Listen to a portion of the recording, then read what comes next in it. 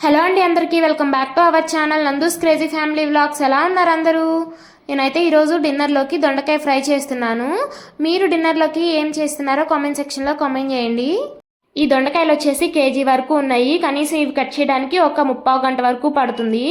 ఎందుకంటే దొండకాయలు అంత ఈజీగా కట్ చేయలేం కదా. సో నేను కూడా అంత రిస్క్ తీసుకోకుండా దొండకాయలు కట్ చేసేటప్పుడు ఎప్పుడు ఇలాగా కత్తిపీట తీసుకునే కట్ చేసుకుంటాను. మిగతా కూరగాయలు అయితే చాలా త్వరగా కట్ చేసేసుకోవచ్చు చాకుతోటి.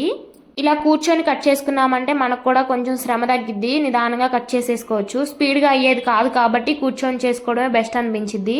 ఇవి తెచ్చి 2 రోజులు అయింది. సో ఇవి అక్కడక్కడ కొన్ని కాయలు పండున్నాయి. ఇంకా అవైతే తీసేస్తున్నాను. ఫ్రై కదా, పచ్చడికి అయితే వేసేసుకునే వాళ్ళము. ఫ్రై కాబట్టి నేనైతే అవి పండినవి తీసేస్తున్నాను.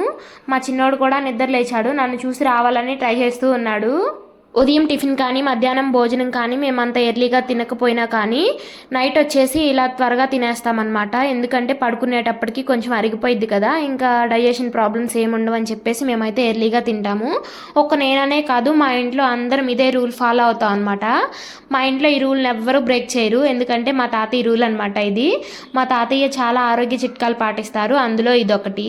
ఈవినింగ్ 5 కల్లా మా వంట అయితే కంప్లీట్ అవుతుంది. 5-5:30 ఆ టైం కల్లా రెడీ అయిపోతుంది. మేము కూడా పెందలాడే తినేస్తామన్నమాట. మా చేతిని ఇంకా జరుపుకుంటూ నా దగ్గరికి అయితే వచ్చేసాడు. ఇంకా కత్తిపీట ఉందని చెప్పేసి నేనే ఎత్తుకున్నాను, ఎక్కడ మీద పడతాడో అని చెప్పేసి. ఎంత పండేసినా కానీ తిరిగి మళ్ళీ నా దగ్గరికే వస్తూ ఉన్నాడు. మార్నింగ్ ఎప్పుడో స్నానం చేయించి నిద్రపుచ్చితే మధ్యాహ్నం 2 వరకు నిద్రపోయాడు. ఇంక ఇప్పుడే లేచాడు. మళ్ళీ ఇప్పుడల్లా పడుకోడు. సో నాకైతే తప్పదు ఇది. ఇంకా వాడిని పెట్టుకొని అలాగే కట్ చేసుకుంటూ ఉన్నాను. ఒక దొండకాయ అయితే వాడు ముందేసాను ఆడుకుంటాడని చెప్పేసి, లేదు అది వద్దంట, నా దగ్గరికే వస్తూ ఉన్నాడు. కొంచెం సేపు అలా ఎత్తుకొని ఆడించుకున్నాను. టైం కల్లి చూస్తూ ఉన్నాను. మా జెషు వచ్చే టైం అయితే అవుతుంది. ఇంక నేనైతే దొండకాయలు కట్ చేసేసాను. ఫైనల్గా నేను దొండకాయలు కట్ చేసేలోపు మా చేతిని అయితే ఇలా ఆడుతూ ఉన్నాడు. దొండకాయలు అయితే కట్ చేశాను కదా, ఇంకా ఫ్రై చేద్దామని చెప్పి నేనైతే వంటగదిలో మనం ఎంత కష్టపడి కట్ చేసామో ఇన్ని కట్ చేశాను చూడండి. ఫ్రై అయితే కొంచెమే అవుతుంది.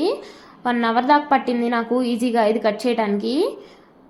కూరగాయలన్నింటిలో కల్లా దొండకాయలు కట్ చేయడమే చాలా టైం టేకింగ్ ప్రాసెస్ అండి. ఫ్రై చేస్తేనేమో పిల్లలు ఇష్టంగా తింటారు. పచ్చడి చేసామనుకోండి పిల్లలు తినరు. కర్రీ చేసామనుకోండి అసలు ఎవరూ తినరు. సో అందుకనే ఫ్రై చేస్తూ ఉన్నాను.